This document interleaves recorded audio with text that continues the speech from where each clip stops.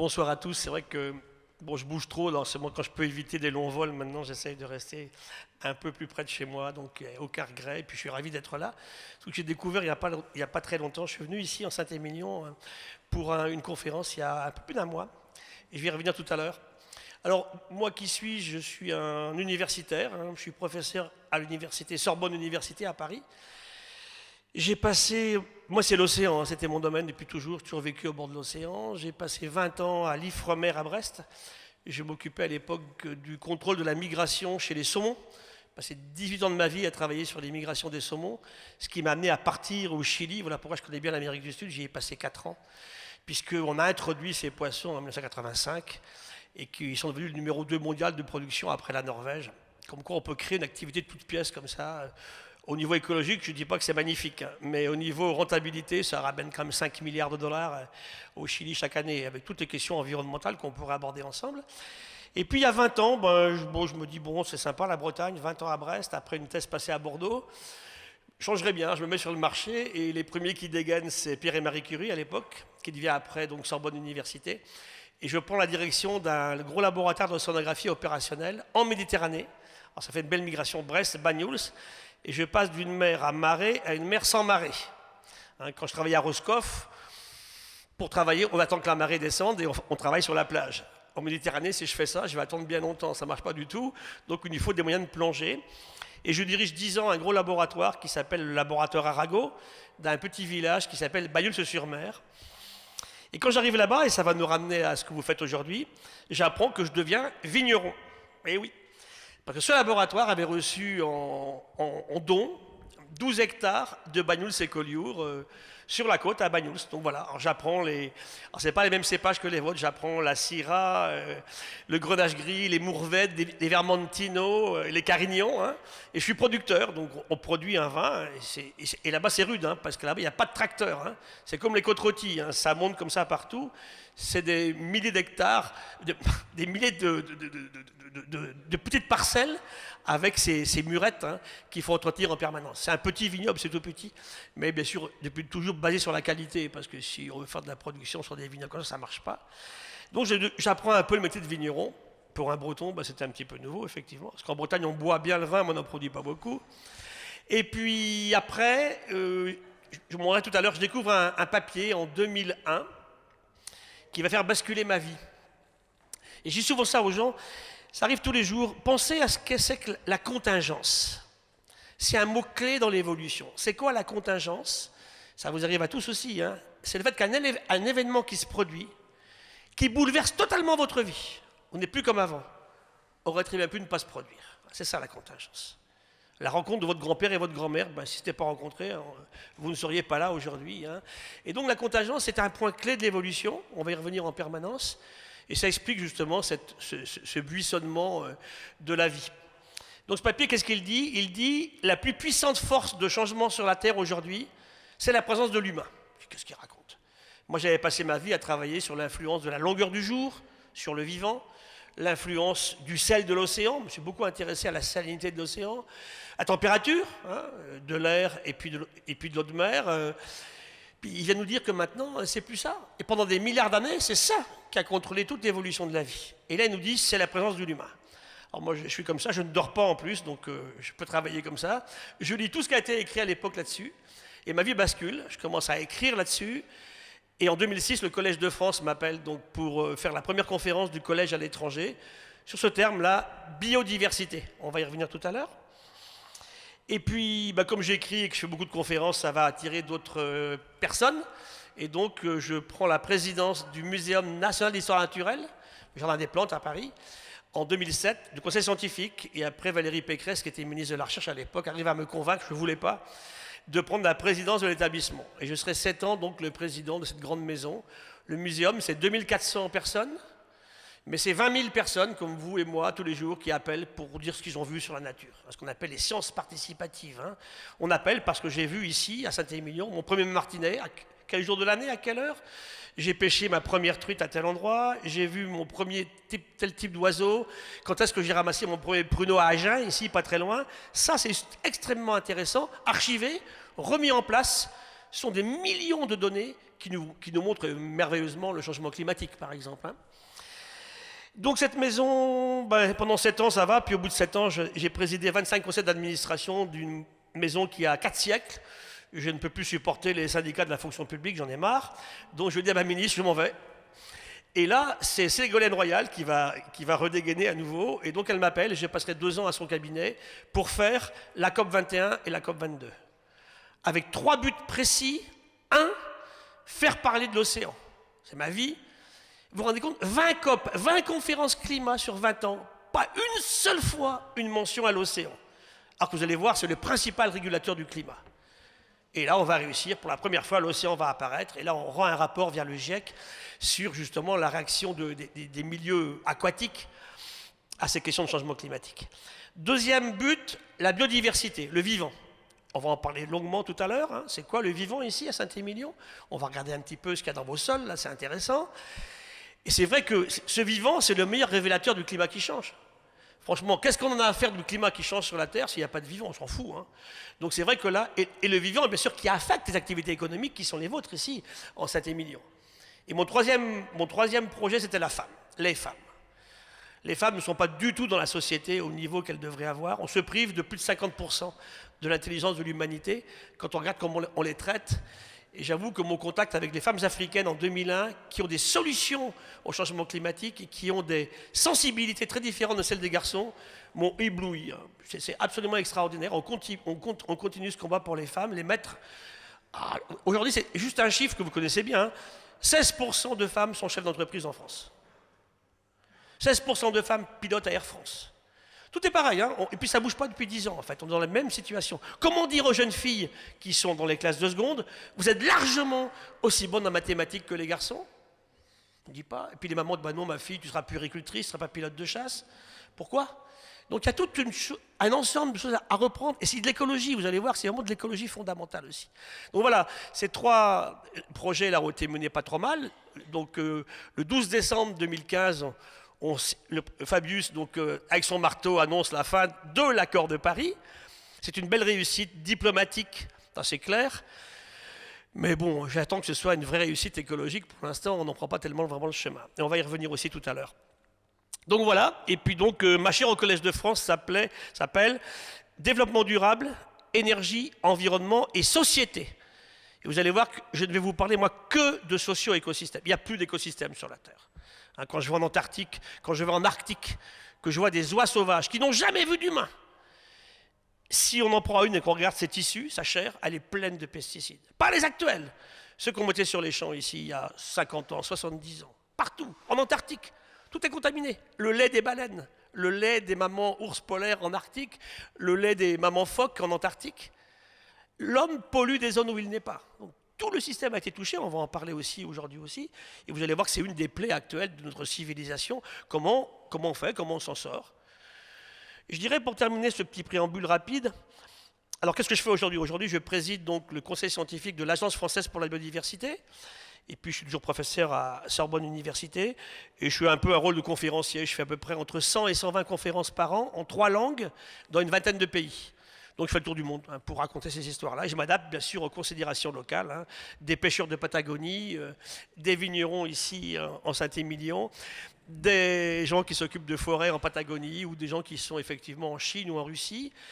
Et ce qui me fait un peu chaud au cœur quand même, c'est que globalement, ça change, doucement, mais ça change. Et on a à peu près partout les mêmes questions. Moi, je suis prof d'université, donc mes étudiants, ils ont 23 ans, hein, j'enseigne pas au tout début. Garçons et filles. En plus, moi, j'enseigne surtout en médecine, à AgroParisTech à Paris, et à l'école de vétérinaire à Alfort, et puis ici à Lyon. J'ai 3/4 de filles aujourd'hui. 3/4 de filles. Je faisais cours à l'école vétérinaire de Lyon il y a 15 jours. 90% de jeunes filles. Le concours est difficile. Et elles réussissent beaucoup mieux que les garçons dans les sciences de la vie et de la terre. Donc là, on a des choses qui sont intéressantes à prendre en considération. Donc c'est un petit peu ceci. Et maintenant, ma question, c'est que je ne suis pas un catastrophiste. Je veux dire des choses qui sont préoccupantes, pour le moins. Mais ce n'est pas la catastrophe qui va résoudre la situation. Je ne suis pas du tout d'accord avec les collapsologues. Ce n'est pas une solution. Si on continue comme ça, on va complètement dégoûter nos enfants qui vont tous se suicider. Hein. Regardez comment les jeunes réagissent aujourd'hui. Hein. Moi, j'ai écouté cette jeune fille, là, Greta Thunberg. Elle avait 15 ans, maintenant elle en a 16. Quand elle a fait sa déclaration, ça vous prend aux tripes. Hein. Parce qu'elle, elle vit ça avec ses tripes, pas avec son cerveau. Hein. Nous, on parle d'écologie et tout, bah, c'est notre tête. Hein. Elle, c'est ses tripes. Et quand elle se met à pleurer en annonçant l'effondrement des grenouilles, il n'y a pas beaucoup d'humains qui font ça sur la Terre. Donc là, ça vous bouleverse complètement. Hein. Et ça vous touche très fort. Donc c'est tout ça qu'il faut réussir à passer. Vous avez vu les élections européennes dimanche dernier. Donc bah, il y a quand même des choses encourageantes hein, dans le message qui passe. Est-ce que nos partis traditionnels, finalement, n'ont pas été capables de prendre ça en considération?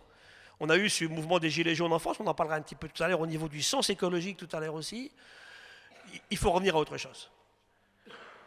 Et partout, on me dit « We have to change ». Nous devons changer. Comment? C'est ce qu'on va essayer de voir ensemble cet après-midi. Alors, l'humain et la biodiversité. Deux écosystèmes que je connais bien. On va rester en France. La forêt tropicale humide en Amazonie, la Guyane française. Sur un bout de forêt comme ça c'est le camp du CNRS au Nourag, 50 000 espèces vivantes au kilomètre carré. Je fais un carré de 1 km, je séquence tout ce qu'il y a là-dedans, jusqu'à 50 000 espèces. Question, combien d'espèces on connaît en France métropolitaine, à votre avis? Allez, on arrive à 100 000, on a 98 323. En France, aujourd'hui, hein, l'Hexagone. Alors quand je parle d'espèces, je parle de tout le vivant, les bactéries, les protistes, hein, ces grosses cellules à noyaux que sont par exemple les levures, qu'on connaît bien ici dans le monde viticole, hein. Ce sont aussi les microalgues marines, hein, les dinoflagellés, les diatomées. Donc, bactéries sans noyau, protistes avec un noyau, mais des cellules uniques. Et après, ce que vous connaissez bien, les champignons, les plantes et les animaux. Tout ça, c'est le vivant. Et l'humain est dedans, il n'est pas à côté. Ça aussi, c'est un combat très fort. Je vais commencer par vous montrer pendant 10 minutes que nous sommes dedans et pas à côté. Ce qui devrait changer complètement notre façon de voir. Chaque fois qu'on va agresser le vivant, on s'auto-agresse.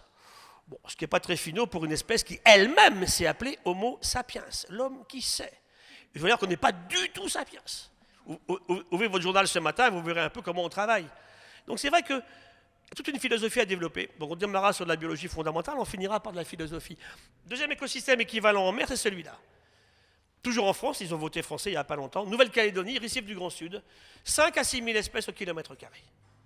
Beaucoup moins d'espèces dans l'océan que sur les continents. Beaucoup moins. Pour des raisons très simples, c'est que l'océan est unique. Arrêtons de parler des océans. Il y en a un seul. S'il y a des voileux ici dans la salle, quand vous passez de l'un à l'autre, on ne voit rien du tout. C'est l'humain qui a mis des barrières sur une carte, mais ça ne correspond absolument à rien.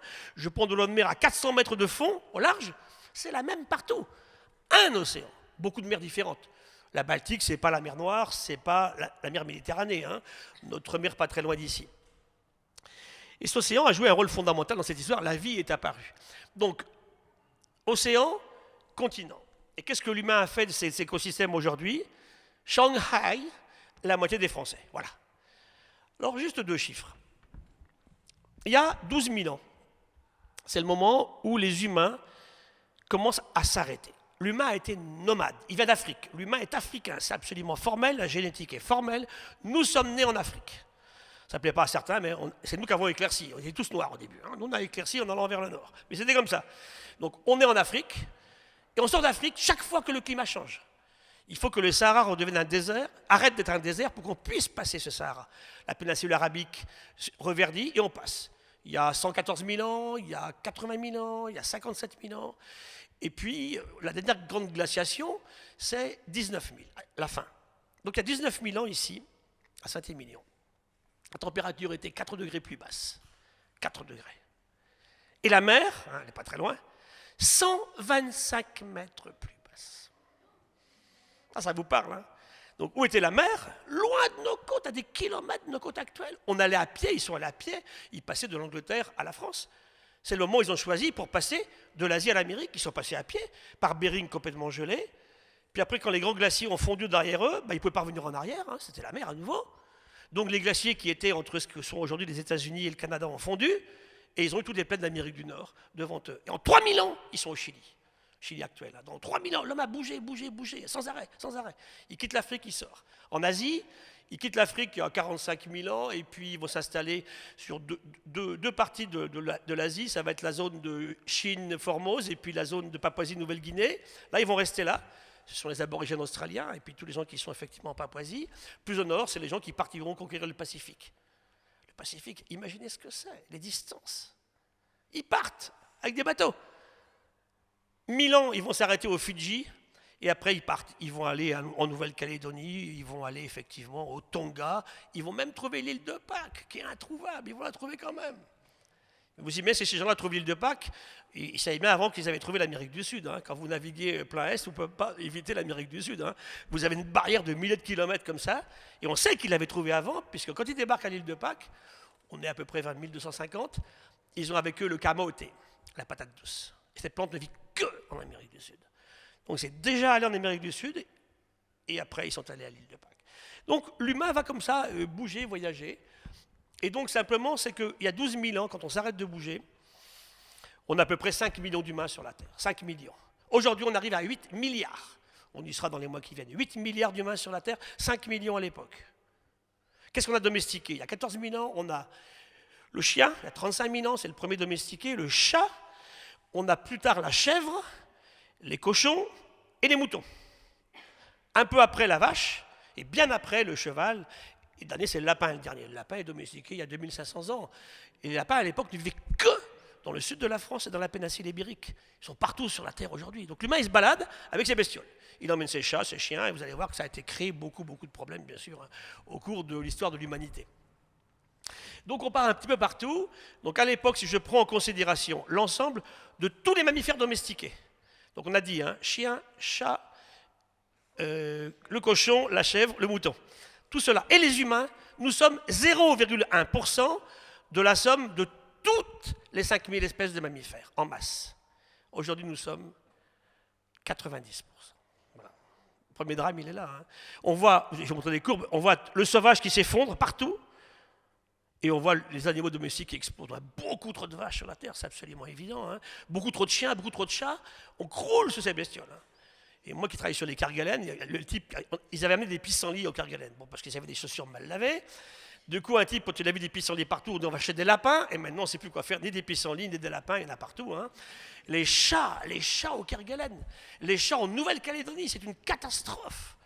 Le chat en ville, il mange des croquettes comme ici, hein, mais le chat dans la forêt primaire de Calédonie, il n'y a aucun prédateur. Et croyez-moi, le chat, c'est un super malin, super agressif, c'est un animal très spécial. Allez m'éradiquer les chats, on ne sait pas faire. La seule fois où j'ai vu un maire hein, de chez nous, français, pleurer à cause d'animaux chez lui, c'était en Calédonie, un maire qui pleurait parce que les chats lui mangeaient tous ces geckos, ces lézards endémiques, et puis ces oiseaux sans ailes. Donc vous voyez que tout ça, c'est une longue litanie d'histoire qui se poursuit. Alors finalement, pourquoi est-on intranquille aujourd'hui? Regardez comme on est bien là. On est dans un super couvent, là, à Saint-Émilion, c'est quand même sympa. Hein. C'est pas le plus moche coin de la planète, on est bien, il fait beau en plus aujourd'hui. On est heureux, on a un niveau de vie certain, mais on n'est pas si tranquille que ça, alors qu'on devrait l'être. Et pourquoi n'est-on pas si tranquille que ça? C'est ce qu'on va voir justement. Ben pour ça, deux courbes. Ça, c'est la température mesurée par le GIEC hein, depuis 120 ans. J'ai regardé ici, à Saint-Émilion, depuis 120 ans, on a gagné 1,1 degré en température de l'air sur 130 ans, depuis 1860. 1,1 degré. Et ça, c'est la montée du niveau de la mer. Voilà. Alors, cette mer, elle s'est mise à monter à la fin de la dernière grande glaciation. Je vous disais, l'océan, 125 mètres plus bas. Hein. Tout à l'heure, on parlait ensemble, tous les deux, là. On regardait les altitudes des grands vins du Médoc. C'est mieux ici, hein. C'est 9 mètres, 10 mètres, 8 mètres. Là, je vous parle de 125 mètres. Hein. Donc c'est pour vous montrer que tout ceci a fluctué incroyablement au cours du temps, bien évidemment. Hein. Je ne vous dis pas que dans 10 ans, la mer va monter de 125 mètres. Ce n'est pas ce que je vous dis. Simplement, ça s'est produit. Mais ce qui est intéressant aujourd'hui, c'est que depuis 5000 ans, la mer remontait au niveau mondial de 1 mm par an. On était dans une phase, en fait, où il n'y avait pas d'expansion de la masse d'eau. Et là, depuis 18 ans, c'est passé à 3,7. Ça veut dire qu'on a un système où la mer monte 3 fois plus vite qu'elle ne montait il y a 18 ans. Ça, il faut qu'on surveille ça de près, parce que ça peut effectivement poser des problèmes. C'est cette courbe-là. Voilà, et ça, c'est un peu mon symbole. Je vous dis, j'aimais beaucoup le Chili, j'y suis allé énormément. Et j'étais encore en janvier dernier à la recherche d'un petit animal qui s'appelle la rainette de Darwin. Vous vous rappelez, Darwin, il fait le tour du monde avec le Beagle, fin 19e. Il passe en Patagonie. Et là, dans une forêt de Patagonie, avec des arbres, ici il y a des gens qui aiment les arbres, mais fabuleux, les lencas sont des notophagus, 40 mètres de haut dans la forêt primaire chilienne, et surtout les araucarias. Arbres qui vivent entre 1000 et 2500 ans. Vous les José, là, des trucs qui lui plairaient bien, des arbres qui vivent aussi vieux, et bien aujourd'hui, ils partent. ils partent, ils partent. Pourquoi? Parce que, qu'est-ce qu'on met à la place? Eucalyptus et pin. Dramatique. Et ça, c'est la même litanie partout. Et ma grenouille n'aime pas les eucalyptus et les pins. Donc elle est en train de partir dans l'indifférence générale. En plus, quand Darwin la trouve, il la met dans un bocal. Elle arrive au musée de Londres et elle reste 50 ans dans un bocal. On n'a pas eu le temps de la décrire à l'époque. Et 50 ans après, un type la trouve. Mais c'est une grenouille trouvée par Darwin en Patagonie. Donc on l'a décrit, hein, Rhinoderma darwini. Et c'est un peu le symbole de l'histoire, en fait, ma petite grenouille de Darwin. Hein.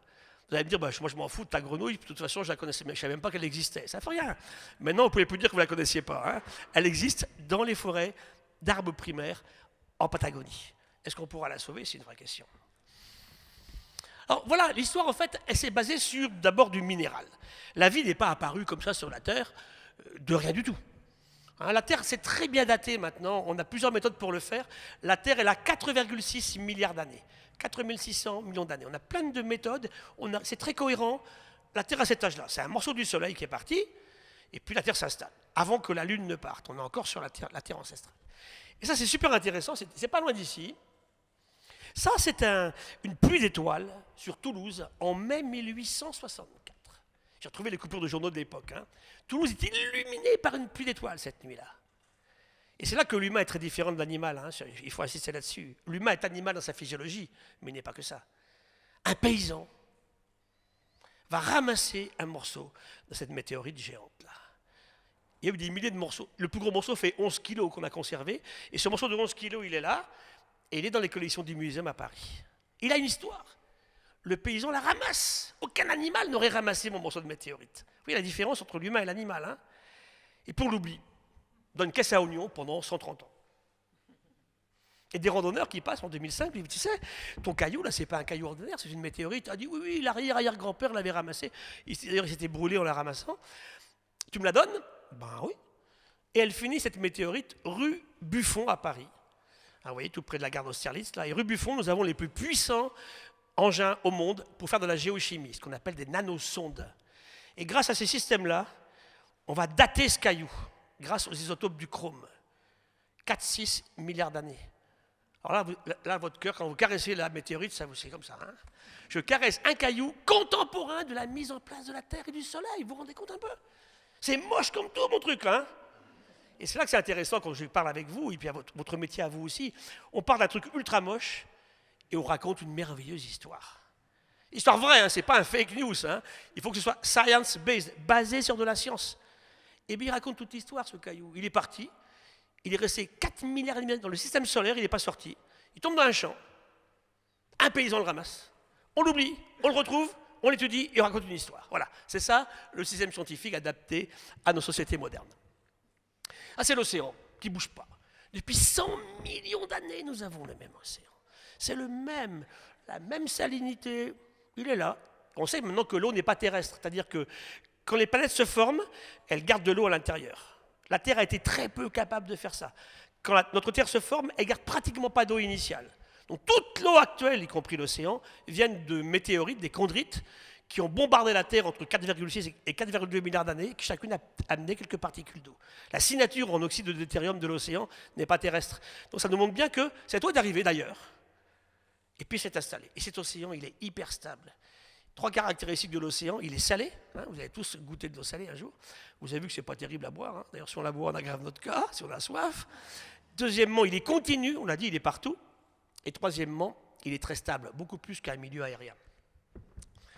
Alors ça, c'est intéressant parce que, qu'est-ce que c'est que ça? C'est entre les deux. Là, c'est d'eau douce, une rivière. Là, c'est l'océan. C'est une photo prise à Madagascar. Je pourrais très bien travailler avec la Gironde ici à côté. Ce qui m'intéresse, c'est ça. J'ai passé une grande partie de ma vie à travailler là-dessus. C'est quoi ça? C'est ce qu'on appelle de l'eau saumâtre. Hein. C'est doux en haut, c'est salé en bas, ça se mélange. Et regardez ce que je vous mets ici, là. C'est quoi ça? C'est votre sang. Notre sang, je ne sais pas s'il y a des médecins dans la salle. Notre sang! La prochaine fois que vous irez faire une prise de sang, vous regarderez la numération globulaire et vous regarderez les contenus en électrolytes. Tous les humains ont 142 millimoles de sodium. 105 millimoles de chlorure. C'est quoi le chlorure de sodium? C'est l'océan. Ça vous raconte, le sang humain raconte l'histoire de la sortie de la mer il y a 450 millions d'années. Dans l'indifférence générale, nous on se croit sortis de ça, on a été créé un jour, on est au-dessus de tout, on est arrogant, on est vraiment complètement imprévoyant, on est cupide. On oublie que nous venons du même système. Nous avons tous un petit océan, 3 fois moins salé, en chacun de nous-mêmes. Et depuis les origines du temps, c'est comme ça. Je vais prendre la pression osmotique, c'est une unité qui nous sert à mesurer la salinité. 3 chiffres, le 20 si vous voulez. Une rivière, 10. L'océan, 1050, partout. Un sang humain, tous ici, 302. Ça bouge pas, 302, ça bouge pas. Pourquoi ça bouge pas? Les garçons, les filles, les beaux, les pas beaux, les grands, les petits, les chevelus, les pas chevelus, 302 milliosmoles dans le sang humain. Depuis toujours, depuis que l'humain existe, c'est comme ça. Pourquoi c'est aussi stable que ça? Non, je m'étais intéressé, ça va vous faire rigoler, mais les types qui picolent le samedi soir, là, on dit c'est pas possible qu'ils boivent autant de trucs sans diluer leur sang. Donc on a fait des prises de sang et tout, hein, et j'ai compris rapidement qu'en fait, ils se mettent en circuit ouvert. C'est-à-dire que quand ils commencent à picoler 5 litres de bière, hein, en général c'est plutôt de la bière que du vin quand on fait ça, hein, ou alors on ne prend pas des vins quand même, de la qualité des vôtres, ils ne diluent pas leur sang parce qu'au fur et à mesure, on arrive à un moment où le cerveau fait switcher le système, et en fait ce qu'ils boivent ressort tout de suite. Donc il y a le mur d'à côté qui sert d'exutoire là. Et c'est ça le système en fait. Hein. Donc c'est très très stable, aussi stable que l'océan, notre sang. Notre sang, c'est la sortie de l'océan. Je vous ai mis ici le plus ancien fossile que l'on ait à Paris dans nos collections, ce sont des cyanobactéries. 3,45 milliards d'années. Elles viennent d'Australie, celle-là. Et là, je vous ai mis celle-ci. Tout à l'heure, en arrivant, là, avant de voir Madina, là, il y a une flaque d'eau. Vous allez regarder en sortant. Il y a une flaque d'eau, là, juste en sortant. Là. Eh bien, dans cette flaque d'eau, vous avez des cyanobactéries. Intéressant. C'est quoi ces trucs?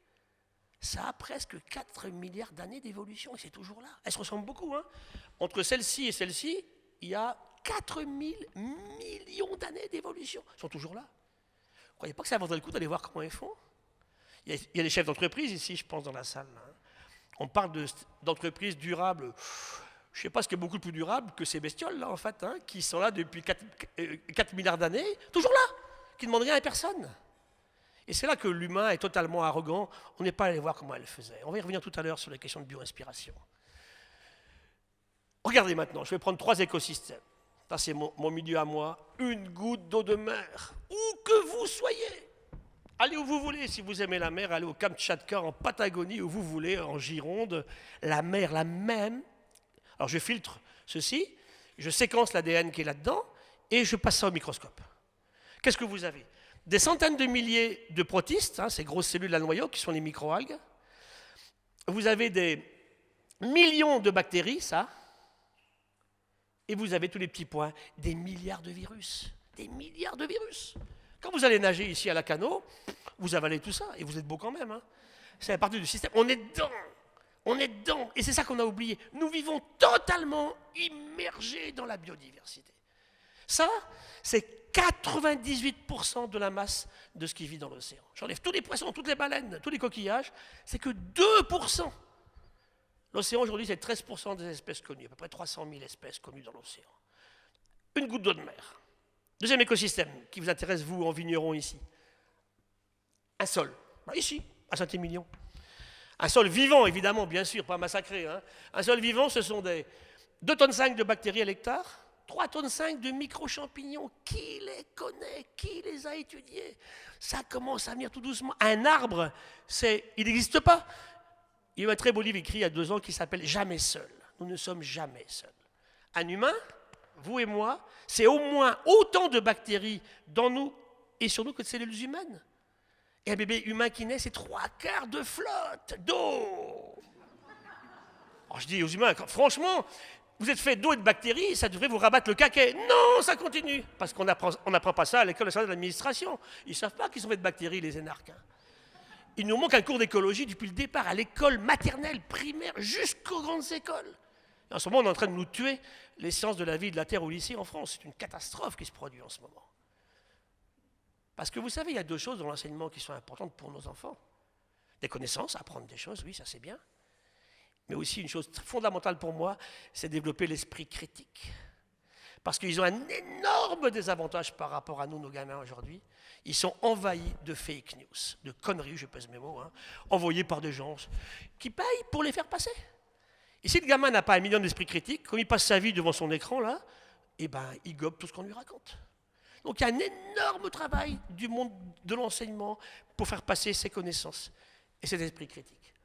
Et ce sont aussi, bien sûr, des tardigrades, mes chouchous, des vers de terre, des nématodes, des colamboles, des acariens. C'est ça, les sols. Les sols, aujourd'hui, c'est le quart des espèces connues sur la Terre, 26%. 2 fois plus d'espèces connues dans les sols du monde que dans l'océan. Vous voyez l'importance du sol. Troisième et dernier écosystème, c'est quoi? Ça, c'est l'intestin d'un bébé humain à la naissance. On est tous passés par là. Filles et garçons, on a été bébé humain à la naissance. Il y a sûrement des mamans qui ont eu des bébés ici. Alors, quel est le moment critique, en fait? À quel moment un bébé humain qui naît entre en contact avec la vie sur la Terre? Ce n'est pas au sein de sa maman, il est séparé complètement. Le tube digestif est quasi sans bactéries. C'est ce qu'on appelle, vous vous rappelez, mesdames, la rupture de la poche des os. Quand ça se produit, le papa se précipite pour emmener la maman à la clinique. Il commence à avoir la trouille, effectivement. Le bébé va sortir. Et à ce moment-là, vos bactéries du tractus génital de la maman, qui sont là, se précipitent et vont aller contaminer ce bébé. Dans le bon sens du terme. Et ça, c'est magique. Un bébé humain, il met 2 années à stabiliser sa flore intestinale. 2 années. Donc, on a fait des séquençages complets là-dessus. Et puis, on s'est rendu compte qu'il a la place pour 2000 espèces de bactéries. On ne connaît même pas 500.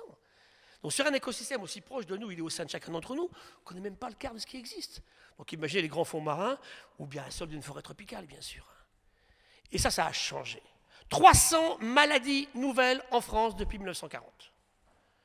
Alors, si j'enlève les maladies qui sont liées à l'âge, on a des maladies qu'on n'avait pas avant parce qu'on vivait beaucoup moins longtemps. Les maladies liées à l'exposition au soleil, on ne se mettait jamais à poil sur une plage en 1940 et avant, jamais. Maintenant, quand on voit des bébés qui ont 1 mois qui sont sur la plage, c'est monstrueux.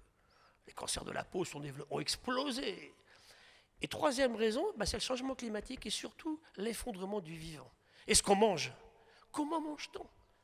Je disais au président Macron il y a quelque temps, je dis, vous ne trouvez pas curieux, monsieur le président? Moi, quand j'avais 20 ans, les pauvres étaient maigres. Maintenant, ils sont gros. Comment ça se fait, ça? Qu'est-ce qu'ils bouffent? On a complètement changé notre alimentation. Avec tous ces aliments transformés, on ne cuisine plus. Et puis surtout, ce qui se passe, bien sûr, c'est qu'effectivement, on fait beaucoup trop d'usage des antibiotiques. On a récemment fait un petit travail avec des Allemands, des collègues allemands. On a séquencé le sol sur une porcherie industrielle en Allemagne.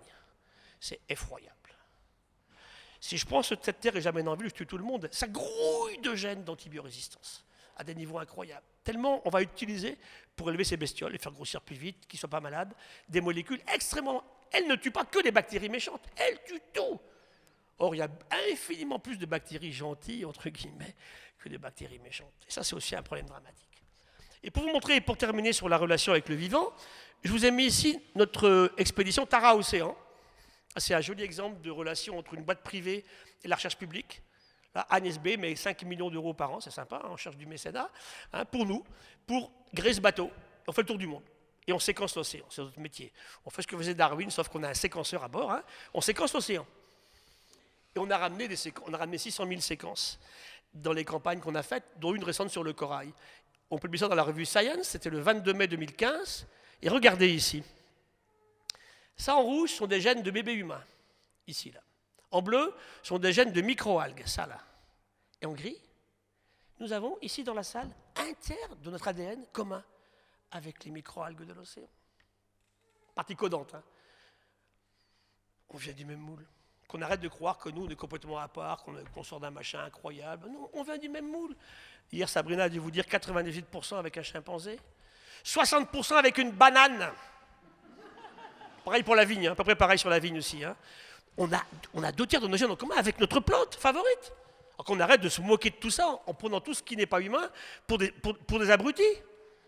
Et c'est là que l'humain fait la plus grave erreur de son existence, en fait. Sans respect pour ce vivant non humain, on ne s'en sortira pas. Et pour terminer, et j'achève là-dessus, c'est votre lit ce matin. Tous ici. Alors en plus, mon truc, quand on dorme tout seul ou à 2, ça marche, mon truc. Ça marche très bien.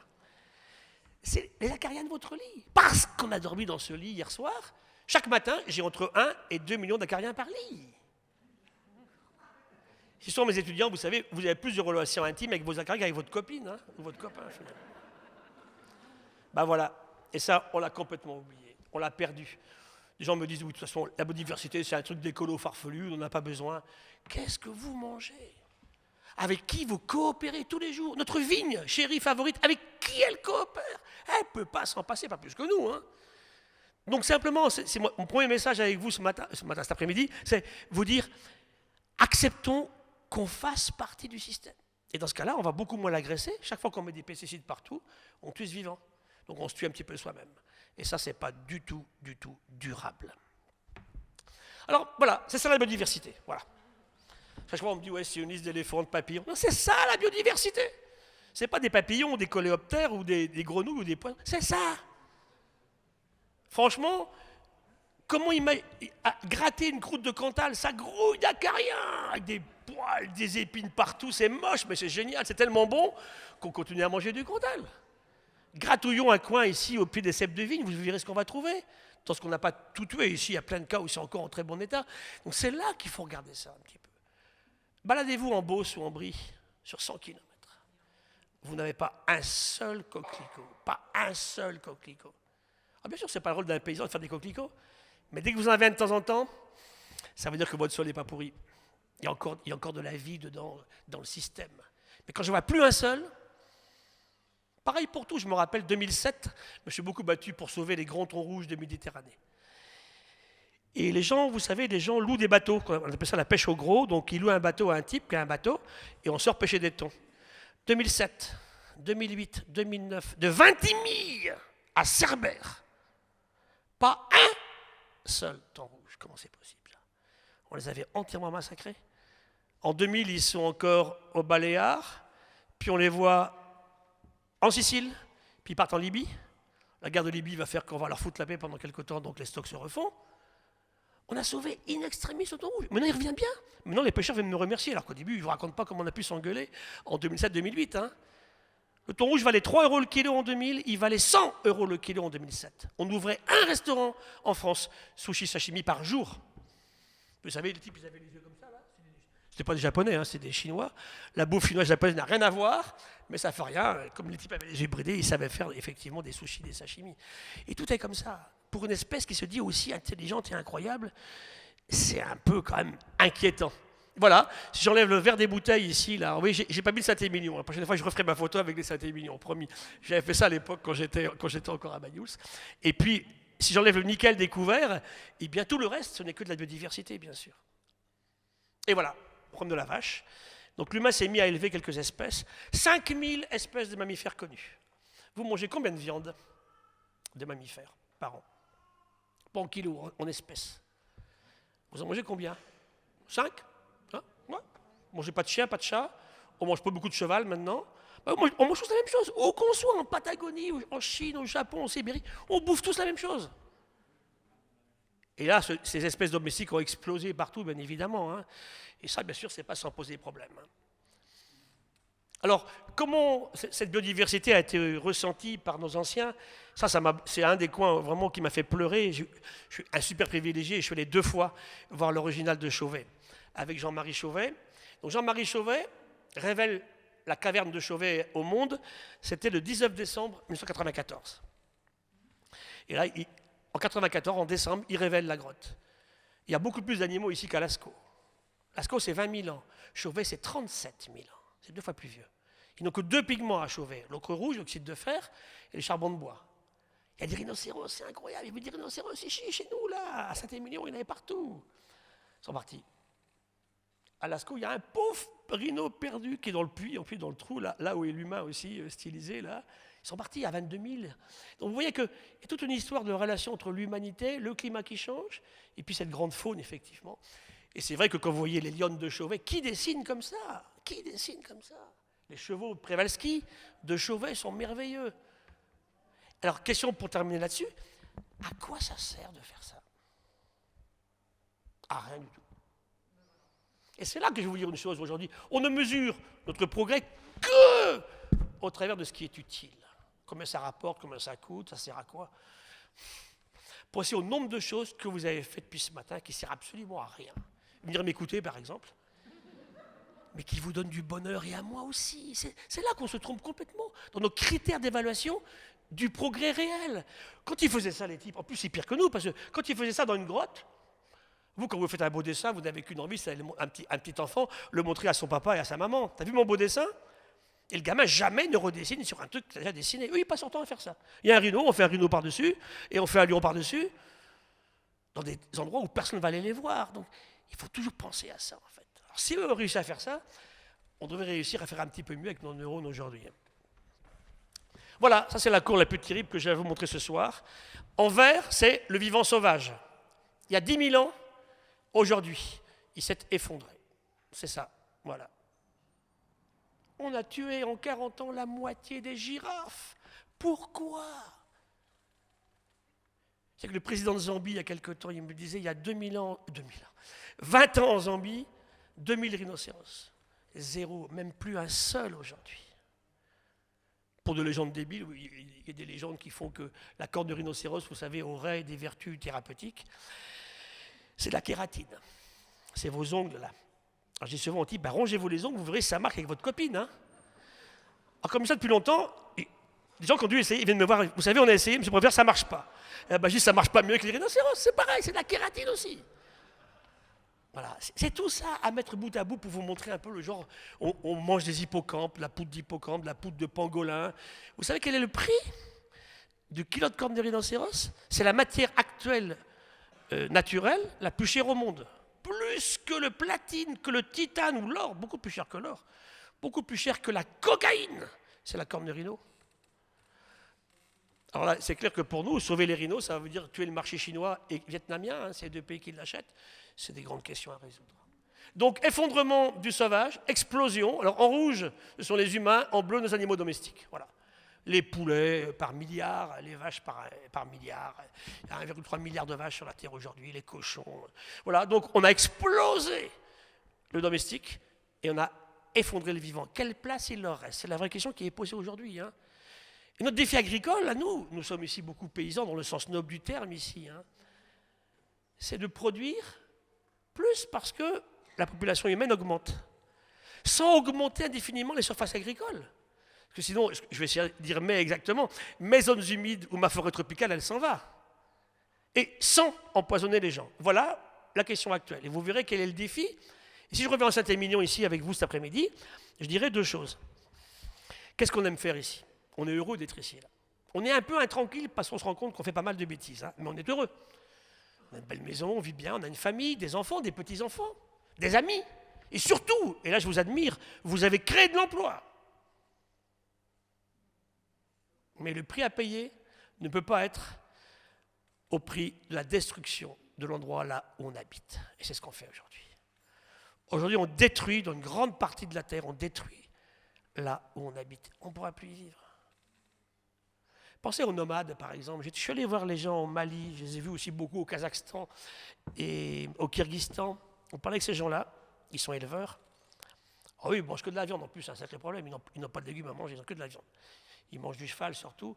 Ils n'ont pas de cochon, mais ils ont des vaches et puis des moutons. Et ils me disent, avant on migrait tout le temps.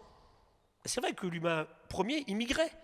Comme il n'était que chasseur-cueilleur, qu'est-ce qu'il faisait? Il était là, il chassait tout ce qu'il y avait à chasser, tout ce qu'il y avait à accueillir, puis quand il n'y avait plus, il partait ailleurs.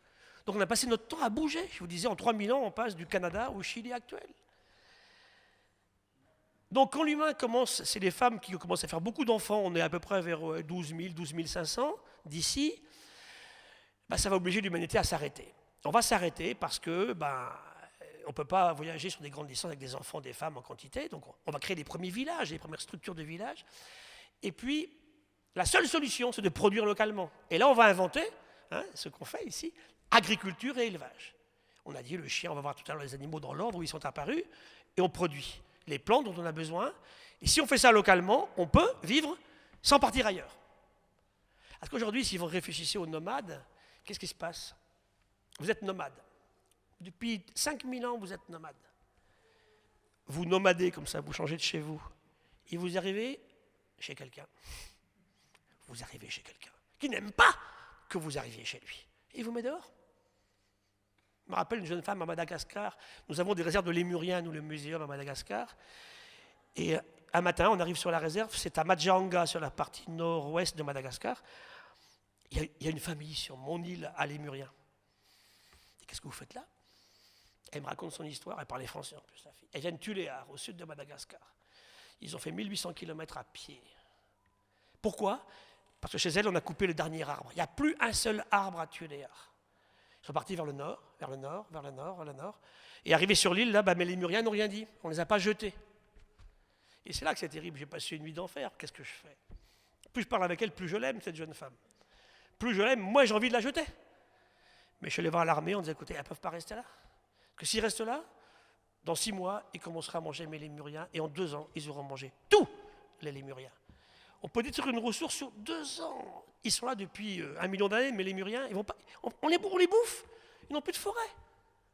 Le bois de rose à Madagascar ne pousse maintenant plus que dans les réserves. Il a été détruit partout ailleurs. Et tous les jours, des bateaux entiers de bois de rose partent vers la Chine.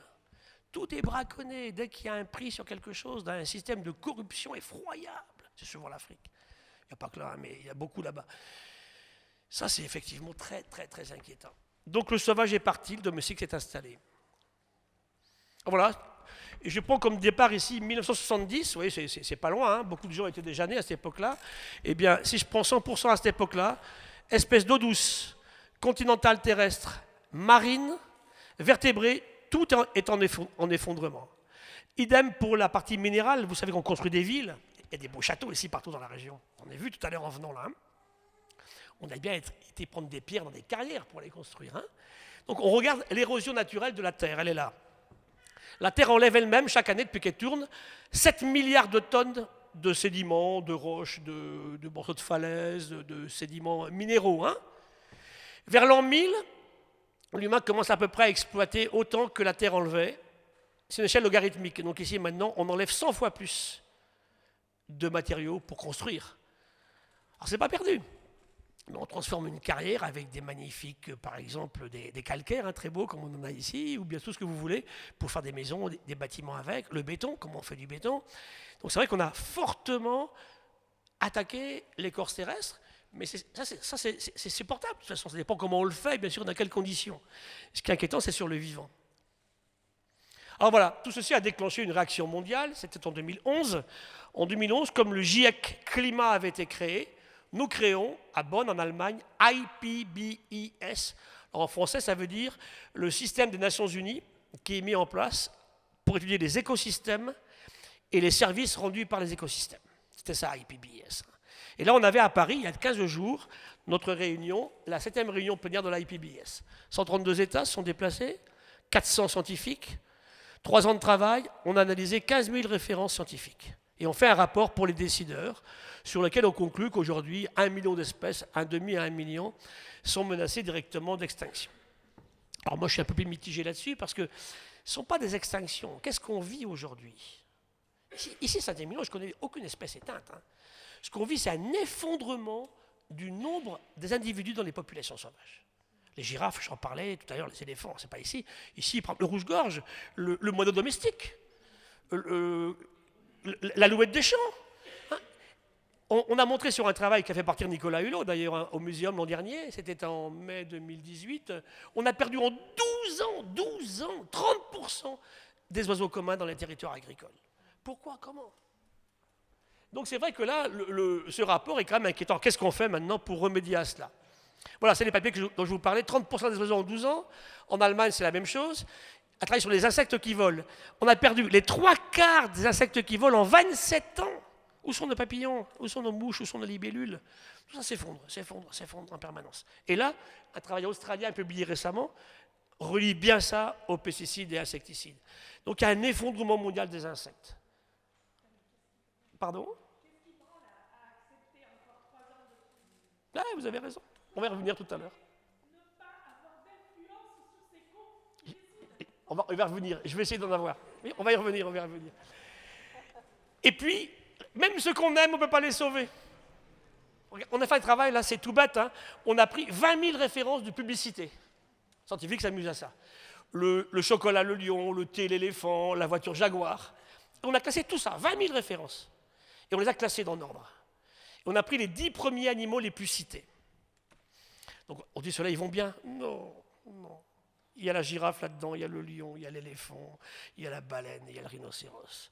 Même ceux qu'on aime, on n'est pas fichu de les sauver. Donc voilà, votre réaction, vous avez tout à fait raison. Comment on change? C'est la vraie question. Alors ça, c'est le travail qui a fait basculer ma vie. Tout à l'heure, je vous en parlais. L'humain est la plus puissante force d'évolution en 2001, ça fait maintenant 18 ans. Et voilà le titre du Monde, le 14 novembre 2017, pour répondre à madame. Quand on travaille là-dessus, on publie 15 000 scientifiques du monde entier, à tous les hommes politiques. Regardez, demain, il sera trop tard. C'est un bout de temps qu'on le dit, ça. Hein. Alors, regardez ici. Le président Macron réagit. On est le 12 décembre 2017, 2 ans après l'accord de Paris.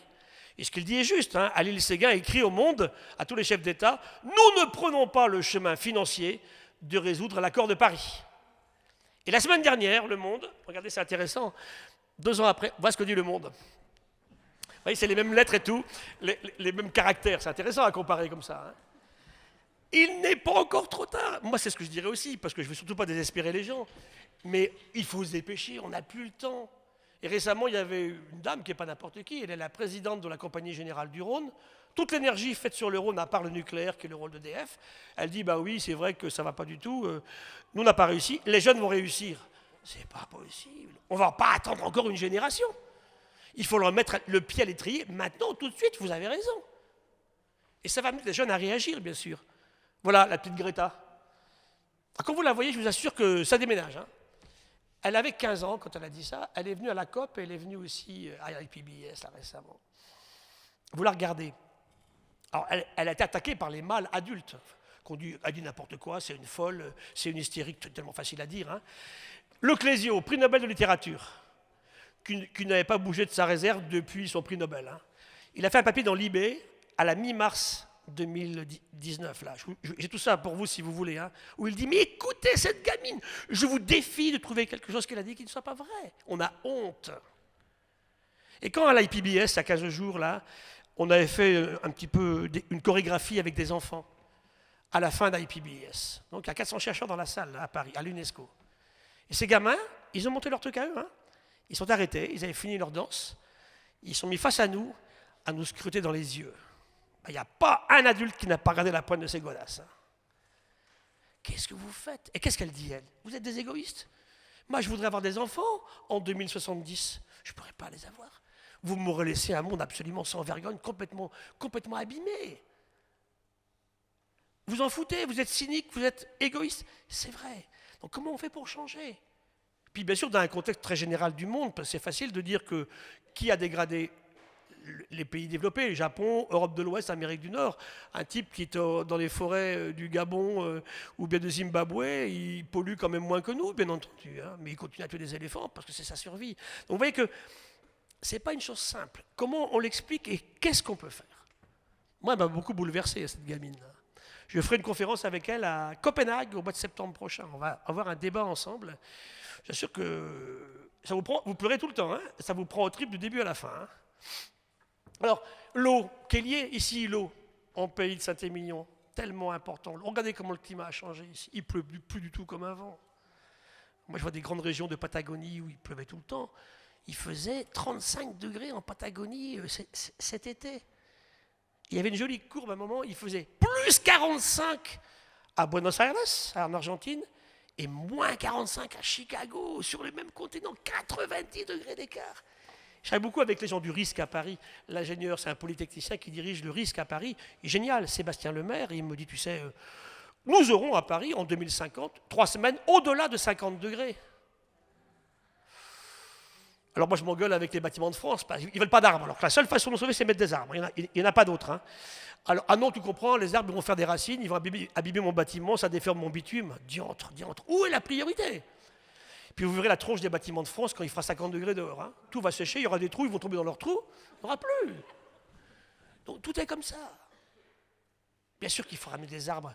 Durant la canicule 2003, dans mon muséum à Paris, Jardin des Plantes, août 2003, il faisait 7 degrés d'écart entre le Jardin des Plantes et la rue d'Ulm. J'avais fait exprès de prendre l'école normale supérieure, hein, où il n'y a pas un arbre. Voilà, je dis, entre le béton de la rue d'Ulm et le Jardin des Plantes, 7 degrés d'écart, ça passe ou ça casse.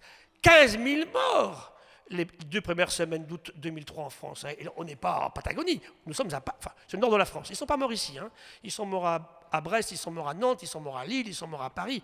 Les vieilles personnes ici ont de bien meilleurs réflexes hein, que les gens du Nord qui ne sont pas habitués à ça. 51, 52 degrés, c'est invivable dans une ville de béton. Donc c'est là qu'il faut effectivement qu'on fasse tous pour réduire les effets, puis surtout qu'on commence à s'adapter un petit peu. Donc notre grande théorie actuelle, c'est d'utiliser les écoles, les cours d'école. Enlever le bitume dans les cours d'école, remettre un plancher végétal, et puis sauver les gens. On fera des rues maintenant pour sauver les gens. On va faire des rues qui vont être entièrement enherbées avec des arbres, et les gens iront se réfugier. Entre cette rue-là et celle d'à côté, il y aura 7 degrés d'écart. Ah, bien sûr, ce n'est pas le problème numéro 1 ici, bien évidemment, mais en ville, les îlots de chaleur à Bordeaux, j'en parle souvent avec eux. Hein. Alors je dis, arrêtez de couper vos arbres. La seule solution pour s'en sortir, c'est effectivement de les laisser avec nous. Un arbre, il thermorégule incroyablement, il est frais, mais pas la même sensation, bien sûr. Alors l'eau, c'est ça. Voilà. Là, il ne pleut jamais. Là, il pleut tous les 12 ans. Et en quelques jours, le désert se recouvre de fleurs. C'est le desierto florido, ce que Monod appelait la fleur d'Akab au Sahara. Il pleut tous les 12 ans. En 3 semaines, c'est comme ça. Et puis ça repart pour 12 ans vers l'aridité extrême. L'eau, c'est la vie. On le sait bien ici, en pays de Saint-Émilion. Hein. Sans eau, il n'y a pas de vie. Un bébé humain, c'est 3 quarts d'eau. Je me suis salement accroché avec un type dans le TGV il n'y a pas longtemps qui m'a vraiment énervé, ça arrive des fois. Je revenais de Strasbourg. Et le type, bien habillé et tout, hein, il était au moins polytechnicien, le type, je ne sais pas. Hein, mais il dit voilà, il appelle le contrôleur, votre train est sale, je ne vois pas la nature à travers la fenêtre. Alors le contrôleur dit écoutez monsieur, le train il a fait 3 allers-retours sur Strasbourg en 3 jours, là, on n'a pas eu le temps de le laver. Il continue l'autre là. Alors je me suis levé, je dis écoutez monsieur, vous trouvez normal qu'on lave tous les jours un train avec une molécule qui fait les 3 quarts d'un bébé à la naissance? Il a vite compris que ça serait mal terminé notre histoire et s'est écrasé. Mais comment ils sont éduqués? Pareil quand vous voyez des enfants, des ados aujourd'hui qui sont devant la FNAC à faire 2 nuits de queue pour acheter le dernier modèle d'iPhone. Comment ils ont été éduqués? Qu'est-ce qu'ils bouffent? Des chips et des sodas verts ou jaunes. C'est tout. Donc il y a un énorme problème d'éducation. Je vous assure, c'est vraiment important. Nous avons un rôle en tant que parents, grands-parents, en tant qu'enseignants. Hein. Il y a vraiment des choses à reprendre complètement. Ça ne va plus. Je disais l'autre jour que 15% de nos enfants n'ont jamais eu le droit par leurs parents de marcher pieds nus sur du sable ou sur un sol d'herbe mouillée. Si on est tous là aujourd'hui, tous ensemble, c'est parce qu'on a fait ça. Un petit garçon, j'adorais, j'ai élevé des tas de trucs. J'ai passé mon temps à élever des têtards de grenouilles. C'est interdit aujourd'hui. Alors je leur dis, mais ce n'est pas les enfants qui sont responsables de l'effondrement des grenouilles. C'est les saletés qu'on a mis dans les mares et puis les parkings qu'on a fait par-dessus. C'est pour montrer que l'extrême de notre côté, il ne marche pas non plus. Hein. L'autre jour, je me suis vraiment accroché avec des écolos qui me disent, tu comprends, on est vraiment dans le caca aujourd'hui. C'est la faute des femmes africaines qui font trop de mômes. Alors la surpêche du thon rouge en Méditerranée en 2007, là, ou les pesticides, c'est la faute des femmes africaines qui font trop de mômes. De qui on se moque? Et c'est toujours le même système, en fait. Hein. Et vous vous rappelez aussi que la France aussi, au niveau politique, hein, il y a 25 ans, la France décide un programme national pour les énergies renouvelables. Vous vous souvenez? Et on confie ça à 2 organismes. L'Institut français du pétrole et le Commissariat à l'énergie atomique. On voit le résultat. On va demeurer demain par rapport aux Chinois qui sont partis. Hein. On avait lancé les énergies marines, il y avait un beau programme de France Énergie Marine, on avait vraiment une avance. C'est fichu, parce que l'État n'a pas eu tout suivi, en fait, dans le rachat de l'énergie, comment on le fait. Quand une entreprise se met à faire quelque chose, il faut aller jusqu'au bout avec elle, on ne va pas l'arrêter en cours de route. Donc là, il y a vraiment des choses qui sont effectivement à repenser aussi, à tous les niveaux, y compris au niveau politique. Voilà, ça c'est l'humain qui arrose le désert. Alors voilà l'eau, l'Afrique devient un désert, ces femmes. Regardez ces femmes africaines. Elles ont entre 12 et 18 ans. Il y a plein de filles dans la salle ici. Mettez-vous à leur place. Tous les jours, vous allez à 15 km pour chercher de l'eau. 20 fois, je me suis arrêté en Afrique. Mesurer le volume de leurs bidons. C'est des bidons chinois de plastique jaune. 17 litres. Ces gamines portent 17 kilos sur un vélo, sur la tête, entre les bras. Tous les jours. Quand elles font ça, elles ne vont pas à l'école. Comment résoudre la question de la démographie? Remettons les filles à l'école, c'est fondamental, c'est tellement important, éduquer les filles. Il y a un rapport des Nations Unies qui m'a fait pleurer en 2015 qui disait, quand une grande catastrophe arrive à l'extérieur, 70% des victimes sont des femmes. 70% des pauvres sont des femmes sur la Terre. Là, il y a une énorme injustice, une énorme inégalité. Elles n'ont pas de salaire pour faire ça. Elles ne vont pas à l'école, elles n'ont pas de salaire. En Afrique, les femmes ne sont jamais propriétaires des terrains sur lesquels elles travaillent. Et pour finir, elles font des mauvaises rencontres en route. Et ça commence à faire beaucoup. Et là, il y a un vrai combat très fort de nous tous. Ça aussi, c'est de l'écologie. Alors, le plan de Nicolas Hulot, bon, sympa. Donc, Nicolas va faire un événement que j'ai beaucoup aimé. Le 20 mai 2018, il monte à l'Assemblée nationale. On vient de publier notre travail sur les oiseaux dans les territoires agricoles. Et il dit à l'Assemblée nationale, indignons-nous à tous les députés, droite, gauche, tout le monde, ouais, bravo, c'est très bien. Mais on n'est pas descendu dans la rue. Donc il est reparti les épaules un peu plus basses. Et il lance son plan de biodiversité, c'était le 4 juillet au Muséum l'an dernier, ça va faire 1 an. Bof, ça n'a pas fait beaucoup de bruit. Et on est le 10 juillet 2018 l'an dernier. On lance Act for Nature. Les 100 plus grosses entreprises françaises se lancent pour la biodiversité, comme elle l'a fait pour le climat auparavant. Et là, il y a un lapsus monstrueux du Premier ministre, monstrueux. Il présente M. Nicolas Hulot, ministre d'État de la Transition écologique et solitaire.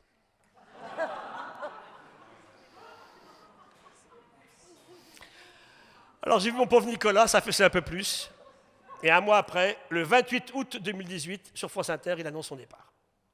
Je l'ai revu parce qu'on a passé une semaine ensemble il y a quelques temps avec lui. Là. On était avec des élèves de seconde, des lycées français à l'étranger, des pourtours de la Méditerranée, lycées français du Caire, d'Athènes, de Beyrouth. D'ailleurs, c'est intéressant parce que Tel Aviv avait amené des Palestiniens avec eux. Il y avait Tanger, il y avait Barcelone. Donc, et j'ai vu ces gamins, en seconde, ils ont quel âge? 15-16 ans, je ne sais pas. Ouais, c'est ça. Donc j'ai vu ces gamins qui jouaient super bien une COP. Et avec Nicolas, on était super intéressés. On a passé 3 jours avec eux, très très fort. Et ceci a déclenché, bien sûr, voilà, ça c'est le problème qu'on a vécu depuis octobre 2018. Et qu'est-ce qui me gêne le plus là-dedans? C'est qu'on fait croire à ces gens-là que c'est la faute de l'écologie si ça ne va pas. C'est dramatique. Ça va aller mal si on ne fait rien. Qui va trinquer en premier? Oui, bien sûr. Donc ça, je trouve ça effroyable, quoi. Je me dis, mais c'est pas possible, vous devriez être les plus grands défenseurs de ces questions-là. Oh, une fille dit récemment, ouais, mais tu comprends, l'écologie, ça ne remplit pas mon frigo. Ben, tu sais, c'est bien la biodiversité qui remplit ton frigo. Hein. Donc c'est là qu'il y a vraiment un problème d'éducation aussi, mais fantastique à avoir. Je comprends le sentiment d'injustice et de répartition des richesses, totalement. C'est évidemment, ce libéralisme-là, non encadré, c'est une catastrophe sociale, ça c'est clair. Comment on partage mieux? On vit bien. Donc c'est là effectivement qu'il ne faut pas opposer des choses, et c'est ceux-là qui mangent leurs trucs puis qui sont gros alors qu'ils sont pauvres, quoi. Donc là, il y a vraiment là un changement total de société à faire. Voilà par exemple, qu'est-ce qu'on peut faire? Darwin Climax, pas loin d'ici, 40 000 personnes, et qu'est-ce qu'on fait depuis quelques années? On sandwich des concerts de rock par des conférences sur l'écologie, comme je fais ce soir là. Et puis on amène du top avec nous. Il y a Nicolas Hulot, moi j'y vais souvent. Et puis il y a Edgar Morin, 98 ans, qui monte sur la scène et qui se met à chanter avec Arthur H. Mais tous les gamins pleurent. Ils ne savent pas qu'un type de 100 ans peut encore exister, bien évidemment, les gamins. Ils ne connaissent pas Edgar Morin. Et vous l'écoutez, c'est magique. On finira sur Edgar Morin tout à l'heure, quand je vais terminer. Ah voilà, je suis avec lui. Ici, il y a Jane Goodall qui était là. Ça, c'est la présidente mondiale des réfugiés. Donc il y avait du très très beau monde. Et il y a un engouement qui passe. Comment on transforme ça en choses réelles sur le terrain où les gens vont vraiment se mettre à manifester pour ces questions-là? Moi, j'ai vécu un événement qui m'a aussi pas mal touché. J'ai été invité par l'Université catholique de Lille l'an dernier. J'étais avec Cyril Dion, l'homme qui a fait le film Demain, et j'étais avec Dominique Bourg, qui est un philosophe suisse que j'aime beaucoup. Et il y avait 800 personnes. On a passé la journée et c'était très fort. Et à un moment, ça me démangeait. Je me dis, mais comment vous faites-vous pour avoir dans la rue 1 million de personnes sur des trucs que moi je trouve assez secondaires pour sauver l'humanité? Et c'est là que je me dis, ouais, c'est pas la même chose. Oui, c'est dans les tripes. On a touché à leurs tripes. Et moi, j'ai encore pas réussi. Ça fait 18 ans que je brame dans le désert comme ça, là. J'ai pas encore réussi à mettre ça dans les tripes. La petite jeune fille, tout à l'heure, a ça dans les tripes, effectivement. Comment on fait passer ça à ce niveau-là? Et quand on a fait nos tribunes dans Le Monde ou Libé l'an dernier, avec des chercheurs, avec des people, j'avais fait une tribune, je me retrouvais entre Adjani et puis Aznavour, qui décédait une semaine après, là. Bon, c'est sympa, on dit c'est bien ce qu'ils font les petits, là, mais Comment on va plus loin? Et qu'est-ce qu'on disait? On ne fera plus confiance à aucun gouvernement qui n'ait pas en priorité ces questions environnementales. C'est notre survie. Et vous verrez, je fais une très grosse différence entre écologiste et écologue. Ce n'est pas la même chose. Les écolos disent aussi des conneries. Il y a de tout des deux côtés. Quand on parle de lobby, ils sont forts aussi en lobbyisme. Hein. Donc il faut être sur quelque chose de beaucoup plus pratique, clair, de bon. En fait, ce que je raconte, c'est du bon sens. Hein. Il n'y a aucune idéologie là-dedans, bien sûr. Hein. Voilà, alors, on parle un petit peu d'élevage d'agriculture. Donc tous nos premières viennent de quoi en particulier, hein. Sans l'Amérique, on n'aurait pas eu beaucoup de choses. Les animaux domestiqués. Regardez le chien, 35 000 ans. Le chat, le cochon, la chèvre, le mouton, un peu après la vache. Le zébu d'Asie en Afrique. Le lama, l'alpaca en Amérique du Sud. Beaucoup plus tard, le cheval, le dromadaire, le chameau, le dindon, qui vient d'Amérique du Nord, le canard, le cobaye, puis le lapin très récemment. Donc l'humain apprend à domestiquer des espèces. Ça, je n'ai pas le temps de développer ça ce soir avec vous, mais pourquoi on a choisi cela et pas les autres? Vraie question. Mettez-le d'ailleurs sur un zèbre et vous verrez pourquoi on a choisi le cheval et pas le zèbre. C'est plein d'histoires comme ça, en fait, toutes simples comme ça. Hein. Alors l'avenir agricole, nourrir 9 milliards d'humains, c'est votre métier. Produire plus sans augmenter indéfiniment les surfaces, ne pas gaspiller l'eau, arrêter les pesticides et insecticides dangereux, diminuer les engrais, faire des produits sains qui n'empoisonnent pas le consommateur. Regardez le cas de la chlordécone en ce moment à la Martinique, c'est une véritable catastrophe. Pour gagner quelques centimes sur le prix de la banane, on a tué les sols de ces îles pour 2 siècles. C'est tellement bête qu'on n'a qu'une envie, c'est de pleurer. C'est d'une tristesse inouïe. Pour des prises de décision à quelques jours, on n'avait vraiment pas besoin. Le vivant, l'utiliser ici en Saint-Émilion, utiliser la biodiversité, pas la prendre que comme une ennemie. Il y a plein de choses qu'on peut faire et vous verrez des vignes de bien meilleure qualité. Vous vous rappelez ici, à l'épisode du phylloxéra, on avait horreur des coccinelles, on dit que ce truc-là, il est apparu que le phylloxéra, c'est elle la responsable. Puis après, on s'est rendu compte que c'était un super allié pour le viticulteur, la coccinelle, parce qu'elle bouffait bien les petits aphidiens, dont le phylloxéra. La polyculture, ça c'est clair. Il n'y a aucun écosystème au monde où le vivant naturel ne fait qu'une seule plante. Donc pour moi, vraiment la chose fondamentale, on ne peut pas de permaculture, de raisin, tout ce que vous voulez, c'est produire sur la même parcelle, en même temps, différentes espèces. Et on peut s'y retrouver, bien sûr que des gens savent faire ça. Créer d'emplois, c'est fondamental. Qu'on arrête de me dire que l'emploi n'est que dans la ville. Il y a un gigantesque réservoir d'emplois dans le monde agricole, bien évidemment. De vrais programmes de recherche fondamentale. Alors évidemment, il faut trouver le compromis entre ça et ça. Là, des robots, soja transgénique. Les sols en Argentine sont tous détruits. Il n'y a rien. Il n'y a pas une bactérie, il n'y a plus rien. Soja OGM pour nourrir d'ailleurs les animaux aussi en Europe. Hein, ça pose un problème. Hein. Et puis la verte, c'est les toits de Paris. Alors, je ne vais jamais vous dire qu'on va faire l'alimentation pour Paris sur les toits de Paris, mais ça contribue à des choses. Et surtout, ça relie le paysan au citadin. Moi, je vois des gamins, ils ne savent même pas que le lait vient des vaches. Hein. Ou que les radis, ça ne pousse pas en botte. Donc il y a un vrai travail d'éducation, d'explication commun pour retrouver une harmonisation. Et je crois que pour le monde agricole, la plus grosse bêtise qu'on ait inventée il y a 10-15 ans, c'est le low cost en matière d'alimentation. Il fallait surtout ne pas faire ça. C'est pour ça qu'ils sont gros maintenant. Si demain le monde paysan est payé correctement pour le travail qu'il fait, et je sais le travail que c'est, on chutera totalement ces produits en particulier. Ça c'est clair. On fera différemment, on fera en harmonie, on fera dans des systèmes où les gens se rencontreront. Bon, on a lancé avec les AMAP, des machins comme ça, mais le local qu'on évoque souvent aussi, c'est vraiment l'avenir du système. Aujourd'hui, si on continue comme on fait là, moi je crois vraiment à l'arrêt des pesticides sur les fruitiers, la vigne très probablement, on verra l'échéance, mais ça va être beaucoup plus difficile sur les céréales. Hein. Mais les céréales ont tué leur sol. Je vous emmènerai un jour, montrerai au microscope ce que c'est qu'un sol de la Beauce par rapport à un sol où vous avez de la vie. Ça n'a plus rien à voir. Ça n'a plus rien à voir. Voilà. Alors, ça, c'est le travail qu'on a fait à Chizé. Nous voulons des coquelicots. Là, on montre que le miel d'abeille de Chizé, 60% de ce miel est fait par du pollen de coquelicots. Alors, on aime bien le miel. Le miel, c'est fabuleux. C'est un produit, en plus, qui est très rentable. On est passé de 40 000 tonnes de miel en France à quoi? À 17 000 tonnes. Vous vous rendez compte? 17 000 tonnes. Ça marche très bien. C'est une très belle production. On l'a tué. Alors comment réagissent les ingénieurs? C'est pas grave, ouais, c'est dommage les abeilles, mais on fait des drones. Attendez, les drones, ils font pas de miel, les drones ne savent pas faire encore du miel, les drones. Hein. Donc je m'énerve encore, on s'engueule encore, mais c'est ça, l'ultra-technologie ne va pas résoudre nos problèmes, c'est beaucoup plus là-dedans qu'il faut qu'on réfléchisse. Et pourquoi pas du low-tech, hein? J'ai des collègues polytechniciens qui sont mis à faire du low-tech, c'est génial. Ils font des bateaux de course en fibre de lin, sans colle. À la fin du système, le bateau, on peut le composter. Je vous montrerai une petite éponge qui sait faire du béton armé. Une petite algue de Méditerranée qui fait du verre. À 20 degrés, dans l'eau de mer, sans aucune pression. Un verre magnifique, incassable, transparent, compostable quand vous avez fini. C'est tout ça qu'il faut qu'on aille voir. Mais notre arrogance, en disant on est tellement au-dessus de tout ça. Tiens, voilà une photo de chez vous, là. Au domaine Narcisse Ducasse, il y a juste un peu plus d'un mois. On est venu ici donc, avec Philippe, mon ami du Conservatoire botanique de Bordeaux, travailler, discuter avec les viticulteurs. Et il y a plein de choses qui se passent. Il faut qu'on continue avec de l'harmonie ensemble. Chacun avec le plus profond respect de l'autre. Et ça marche. Hein, on travaille dans différents domaines. Et je crois qu'aujourd'hui, j'étais l'autre jour en Château-Yquem, hein, et croyez-moi qu'on a des discours qui résonnent sacrément bien. Ça me donne très chaud au cœur. Hein. On est vraiment en train de changer là-dessus. Hein. Vous voyez, les vignes sont un peu vertes, alors qu'avant, c'était impensable. C'est comme un vieux prof de l'agro, un jour, qui me voyait un coquelicot sur mon écran. Moi, j'aime bien les coquelicots. Ah, il me dit, un terrain mal entretenu. Ah, ça va durer longtemps. Il était mal tombé, le type, là. Je dis, mais attendez, vous avez quel âge, ils ont vos étudiants, là ils ont 20 ans. Ils sortent de prépa très difficile.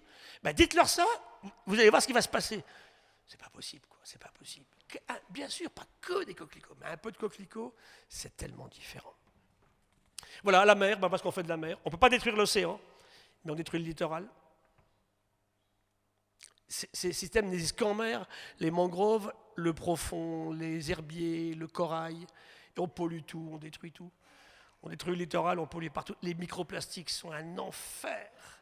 Où qu'on aille, demain, il y aura plus de masse de plastique que de plancton dans l'océan. Et pour une baleine, ça flotte, c'est transparent, elle la bouffe, bien sûr. Donc vous voyez qu'il y a vraiment des choses vraiment à changer. Arrêtons ces plastiques. Et faisons tout pour que les plastiques n'arrivent pas à l'océan. On me dit on va les ramasser. C'est pas mon truc, je suis désolé. Si on les ramasse, ils vont continuer. Ce qu'il faut qu'on fasse, c'est qu'on arrête de les laisser aller à l'océan. Après, on les ramassera. Mais c'est comme les gamins nettoyer une plage. Moi, je trouve ça discutable, en fait. C'est pas à nos gamins nettoyer les plages. Ils trouvent des seringues, ils trouvent des préservatifs. J'en ai fait des campagnes avec des gamins sur une plage. Si vous imaginez ce qu'on trouve sur une plage. Ça, c'est les migrations. Aujourd'hui, lié au climat, le plancton fait 47 km vers le nord par an. Les poissons, 27 km vers le nord par an. Alors que sur Terre, on fait à peu près 6 km vers le nord. Nos oiseaux, nos papillons font 6 km vers le nord par année en ce moment. Le climat chauffe. Donc on va vers le nord dans l'hémisphère nord, on va vers le sud dans l'hémisphère sud. Hein. Lié au climat qui change. En mer, c'est tellement facile de migrer. Hein, vous avez une masse d'eau. 47 km par an pour le plancton. La température de l'eau et de l'air, la fonte des glaciers, les cyclones tropicaux, la sécheresse, la chute d'oxygène dans l'eau, la remontée du niveau de la mer et l'océan qui s'acidifie. Qu'est-ce qui va se passer ici sur Saint-Émilion finalement? On regarde avec mon copain Le Treut. Le risque qu'on va avoir, c'est des très longues périodes de sécheresse, 8-9 mois sans pluie, et après 3 ou 4 jours de précipitations dramatiques en fait. Et ça, pour le monde agricole, c'est une catastrophe. Comment on peut... Alors, ça se produit un an. Puis l'autre jour, on était ensemble, tous les deux, on était aux 10 ans de l'Institut des techniques de la vigne et du vin. Le moment, le ciel est devenu tout noir, et bien sûr, pas de grêle, quoi. C'est vrai que, comment on fait face à ces systèmes particuliers? Et ce n'est pas la température absolue. En plus, sur la vigne, j'ai regardé, en fait, ce qui est super important, beaucoup plus que la température de l'air, c'est la température du sol, en fait, qui semblerait extrêmement importante dans l'évolution du système. Comment? Et vous avez une superbe équipe de chercheurs dans la région ici, à l'ISVV. C'est à la fois, effectivement, la génétique de la vigne, hein, beaucoup aussi la vinification aussi, qui vont permettre de changer le système.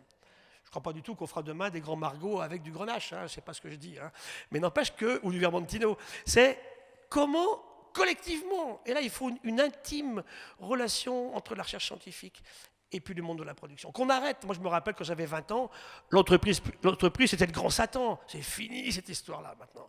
On a du plaisir à travailler avec les gens qui produisent. Pourquoi? Parce qu'ils créent des emplois. Et c'est quand même la base d'un système tel capitaliste aujourd'hui, qui est soutenable s'il n'est pas trop ultralibéral, bien évidemment. Hein. Rappelez-vous d'Halleux, ça va être une de mes conclusions, j'arrive au bout là, pour rassurer Madina. D'Halleux disait, il était capitaliste norvégien, c'est le patron du pétrole en Norvège. En 2002, il disait « Le communisme, soviétisme s'est effondré parce qu'il ne tenait pas compte des réalités du marché ». Bon, pourquoi pas, sauf que le marché, pourquoi pas, mais encadré. Un marché pas encadré, il devient antisocial complètement. Il rajoutait, le capitalisme non encadré va s'effondrer parce qu'il ne tient pas compte des réalités écologiques. Et ça, on le voit. Comment imaginer demain, dans le monde qui est le nôtre, qui est fini, 8 milliards d'humains, une seule Terre, on va partir ailleurs. Les mecs qui vous disent on va aller sur Mars, c'est débile, c'est débile. Ils vont s'étriper dans leur boîte de conserve au bout de 6 mois, les types. Hein. On ne mettra pas les humains sur Mars. C'est là qu'il faut réfléchir à tout ça, en fait. Hein. Ou alors on met des drones dans la place des abeilles. C'est tellement con, excusez le terme, ça m'échappe, mais que c'est pas possible de continuer comme ça. C'est tellement, tellement important. C'est là qu'il faut que ce bon sens reprenne. Et pour ça, on ne le fera pas sur le monde de l'entreprise, hein, ça c'est clair. Donc il nous faut trouver l'harmonie entre la recherche fondamentale publique parce qu'elle coûte cher et il faut une vraie recherche fondamentale qui ne sert à rien au début. Il faut des sciences de l'ingénieur derrière, avec des technologies qu'on va développer. L'entreprise privée qui est là pour faire cette recherche-là aussi avec la recherche d'État. L'entreprise, celle qui crée des emplois. Il n'y a qu'en France qu'on croit qu'un pays qui a 2800 milliards d'euros de dette va continuer à créer de l'emploi. Mais il faut être fou pour croire à des machins comme ça. Ça ne marchera pas. Donc c'est là que l'entreprise a un rôle fondamental dans le système. Allez, un zeste d'ONG de temps en temps, c'est pas mal pour faire gratter le système. Hein. Et après, les citoyens. Comment les citoyens? Par les sciences participatives et par le pouvoir de vote.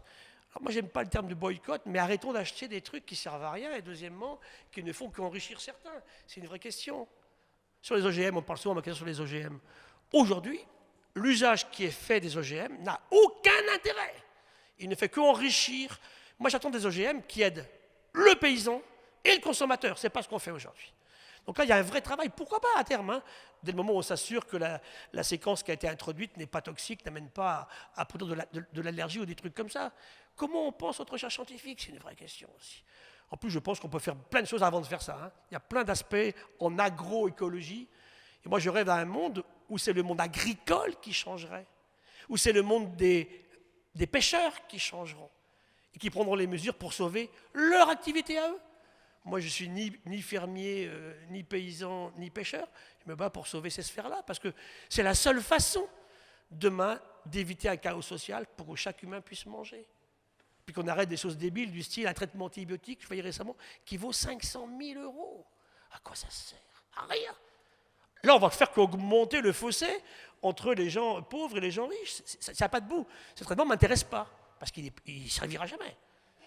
Donc c'est là que, comment on fait pour changer à ce niveau-là? Ça, c'est très important d'y penser. Et je vais finir sur mes conclusions avec mon copain. Alors, Sri Aurobindo, là, on est en 1915. À l'époque, il y avait pas d'écologie et pas d'écologisme. Regardez ce qu'il disait déjà, ce sage indien.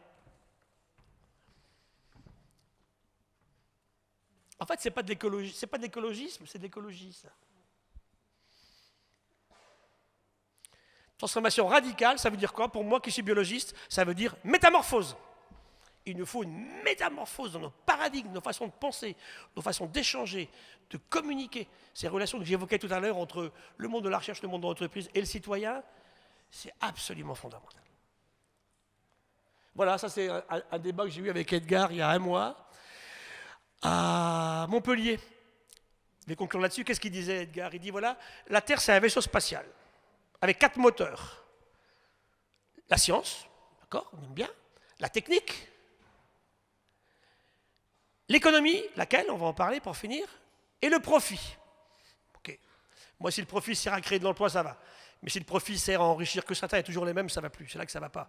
Et ça cassera au niveau social, bien évidemment, à terme, bien sûr. Hein.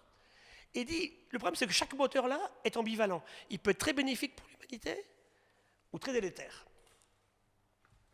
Et il dit, le probable qui nous attend, hein, vous m'avez écouté tout à l'heure, il est assez c'est pas un terme que j'aime, moi je dis jamais ça, mais bon, je répète Edgar Morin, c'est vrai qu'il est que nous allons vers l'abîme. Si on continue comme ça, c'est clair que demain, ça va très mal se terminer notre histoire, hein, ça c'est clair.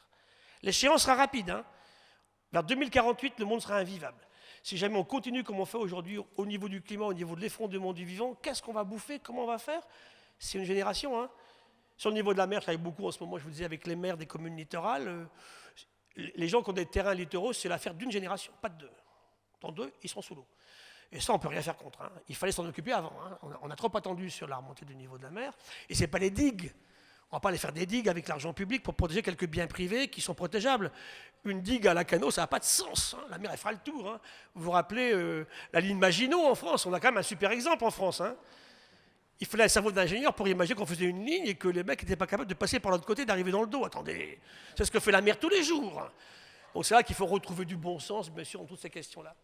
Mais, et ce que j'aime beaucoup après ce que dit Edgar, il y a toujours eu de l'improbable dans l'histoire de l'humanité. Et qu'est-ce qu'on fait ensemble là, ce soir, tous là? On se bat tous pour le même but. C'est que ce probable-là qu'on nous promet, et qui va se passer si on ne fait rien, ne se passe pas. Ça, j'y crois, sinon je ne serais pas là. Mais j'y crois parce que nous allons changer. Parce que si on fait comme on faisait avant, ça ne marchera pas. Et il dit, il faut une métamorphose, une conscience humanitaire planétaire, penser aussi aux autres. Là, on discute entre nous, c'est sympa, mais qu'est-ce qui se passe en Érythrée en ce moment? C'est des vraies questions aussi auxquelles il faut qu'on pense. Comment on produit, comment... En fait, il faut tuer 3 énormes défauts de l'humanité. Le premier, c'est l'imprévoyance. Et l'imprévoyance, c'était l'invention de la machine à vapeur. Qui, à l'époque? C'est James Watt. On est en 1784. Il fait la première locomotive de l'histoire. Une machine qui avance toute seule, sans chevaux. On passe du cheval animal au cheval vapeur, vous vous rappelez? C'est merveilleux. On fera des bateaux, on fera des moissonneuses, tout ce que vous voulez, hein, la machine à vapeur. Mais qui, à l'époque, s'est dit, est-ce que c'est bien ce qu'on fait là? D'aller chercher ce qui était stocké dans le sol, c'est le système Terre, hein, des gisements de charbon pour des milliards d'années, qui embêtaient personne, qui allaient rester là des milliards d'années. Le charbon, ce sont les grandes forêts du Carbonifère, il y a 345 millions d'années. Le pétrole, c'est quoi? Du plancton marin, entre 250 et 25 millions d'années. Il ne demandait rien à personne, il était tranquille là. On le remet dans le système Terre, dehors. Et 250 ans après, c'est ce qu'on paye aujourd'hui avec le changement climatique. Le premier qui en parlera, c'est Arrhenius. Plus de 100 ans après, Arrhenius, qui est un grand chimiste, dira, je ne sais pas si c'est très bien ce qu'on fait là, de remettre dans le système, effectivement, ces gaz qui sont devenus les gaz à effet de serre, bien évidemment. Une vraie question, imprévoyance. Puis tous les jours, on ne prévoit pas, hein, vous avez vu ce qui se passe, on ne prévoit pas. Essayez de développer chez chacun d'entre vous une culture de l'impact. Le matin, je me réveille dans mon vignoble. Si je fais ça, il va se passer quoi? Tout le temps, en permanence. C'est un exercice qui marche bien. En plus, ça maintient les neurones. Hein. On ne fait pas d'Alzheimer. Qu'est-ce qui va se passer si je fais ça? Et si je ne fais pas ça? Et si je ne fais rien ici, qu'est-ce qui va se passer? Sans arrêt, questionnons-nous. Deuxième énorme défaut, l'arrogance. Surtout les mâles, les humains. L'arrogance. Les mâles sont super arrogants. Les femmes, c'est très différent. Et quand je regarde les différences aujourd'hui, c'est intéressant parce que moi, je voyais les concours de pêche, par exemple. Vous vous rappelez, à une époque, on aimait les concours de pêche dans tous les pays du monde. C'était quoi le concours? Il faut voir ce que c'était. Hein. On sacrait un type champion sur la mort du plus gros bestiau qu'il avait attrapé dans la journée. Voilà. Donc il allait pêcher à Key West, il allait en Patagonie, il allait en Méditerranée, il ramenait un thon rouge à 1 tonne. Il y avait la photo, regardez le fabuleux bonhomme, là, il a pêché un thon d'1 tonne. Aucune femme ne faisait ça, hein. C'est pas un truc de fille, ça. Hein. Et puis aujourd'hui, on a regardé les coupures de journaux, c'est magnifique, on fait de la science sur les coupures de journaux. Ben, le mec, il est champion aujourd'hui avec 240 grammes. Donc la virilité, elle a pris un sacré coup. Hein. Et c'est partout comme ça, partout. On a tué en 15 ans tous les gros poissons de l'océan. Les morues, je ne l'ai pas amené, j'ai des photos de morues de 200 kilos en 1902. La plus grosse morue, elle fait 25 aujourd'hui. Elle n'a pas changé, simplement, elles sont toutes pêchées avant qu'elles ne grandissent et qu'elles deviennent vieilles et qu'elles puissent atteindre cette taille particulière.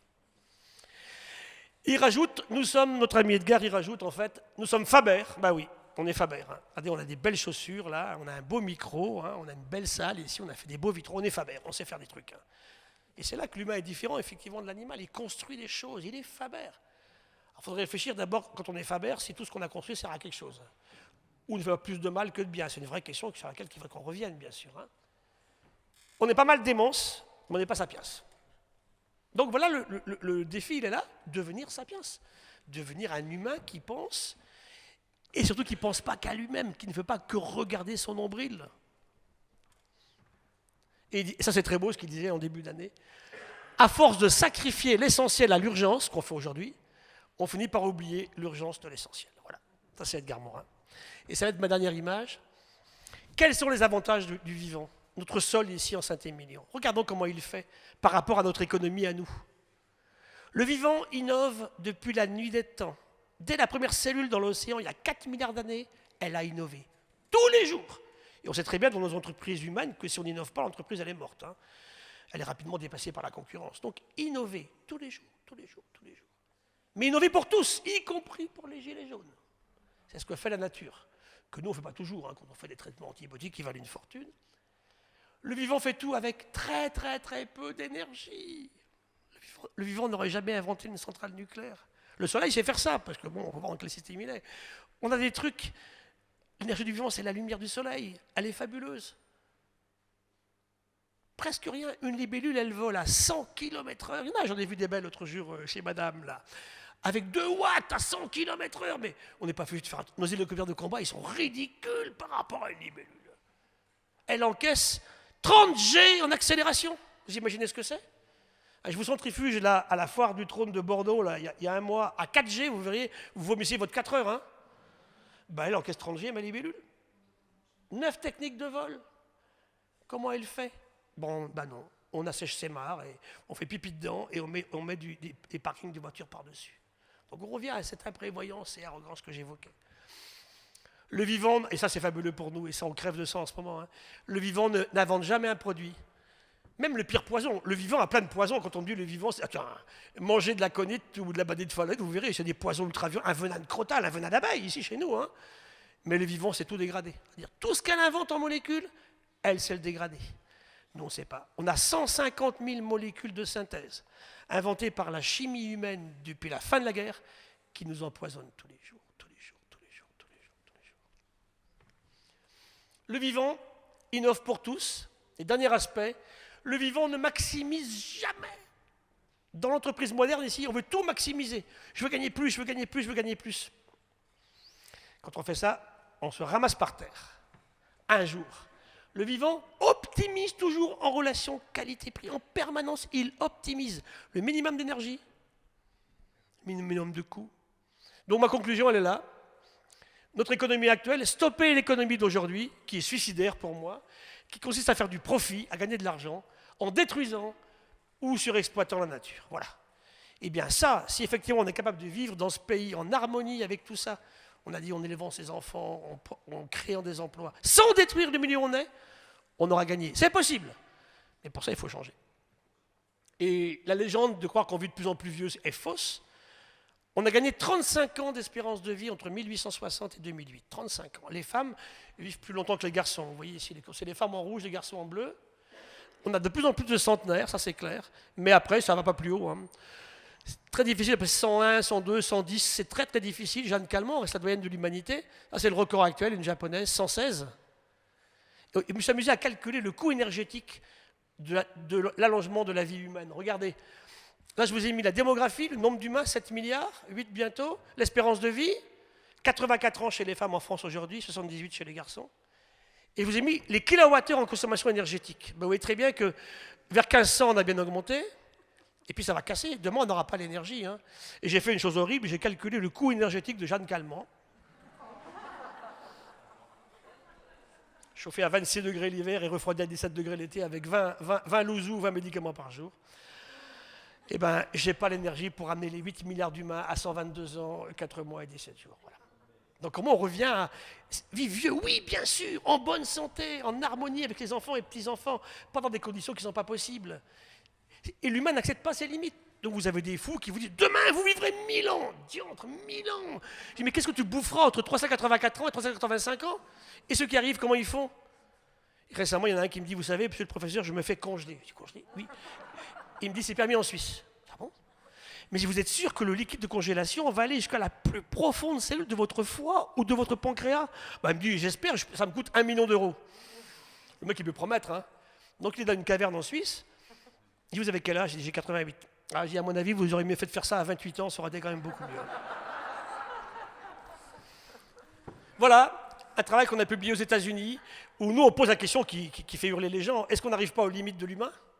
Et pour ça, j'ai pris la taille absolue, la durée de vie et les performances sportives. Je voulais une course, un saut, un lancer. J'ai pris le 800 mètres plat, le 100 en hauteur et le lancement du poids. Les filles et les garçons. Ça, c'est les filles, ça, c'est les garçons.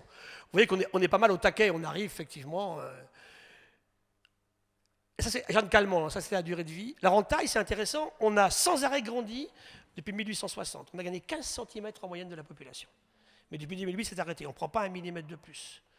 Les filles vivaient 3 mois d'espérance de vie de plus chaque année. C'est fini, on est au taquet aussi. Et pour les records du monde, regardez, c'est les 10 meilleures performances de l'année. D'abord, on n'a aucune donnée chez les filles avant 1920. Elles n'avaient pas le droit de courir, elles n'avaient pas le droit de sauter, elles n'avaient pas le droit de lancer le poids. En tout cas, on n'a jamais mesuré ce qu'elles faisaient. Donc 1921, on a des données chez les femmes. Avant, elles ne faisaient pas ça. Et chez les femmes, c'est magnifique. Regardez, le lancement du poids chez les filles. Qu'est-ce que vous faites, les filles, aujourd'hui? Aucune femme actuelle ne lance le poids aussi loin que les Allemandes de l'Est en 1986. C'est ça l'humain augmenté? On les shootait à la méthyltestostérone dans le biberon? Ah, les Chinois, ils clonent des mecs à 2,42 m en ce moment. Non. Et c'est vrai que, en fait, la seule solution pour tout ça, c'est qu'il faut accepter ses limites. Autrement, ça se finira comme ça, notre histoire, si on ne fait rien du tout. Je vous rappelle qu'ici, il y a 12 km ici, entre l'Afrique et l'Europe. Voilà, ça c'est les 2 livres qu'on a écrits. J'ai vu qu'ils étaient là. Le premier, c'est L'homme peut-il s'adapter à lui-même? Et puis le dernier, c'est L'homme peut-il accepter ses limites? Confucius disait, si un être vivant n'accepte pas ses limites, il est incapable de s'adapter. Parce qu'on ne triche pas avec la nature. Hein. Tout à l'heure, on peut aller ensemble, on peut aller courir dehors, si vous voulez, dans ce magnifique vignoble. On va courir. Puis à un moment, on paye sa dette. On paye toujours sa dette avec le vivant. Et nous, de la scène économique, on ne paye pas nos dettes. Et ça ne marche pas. Merci.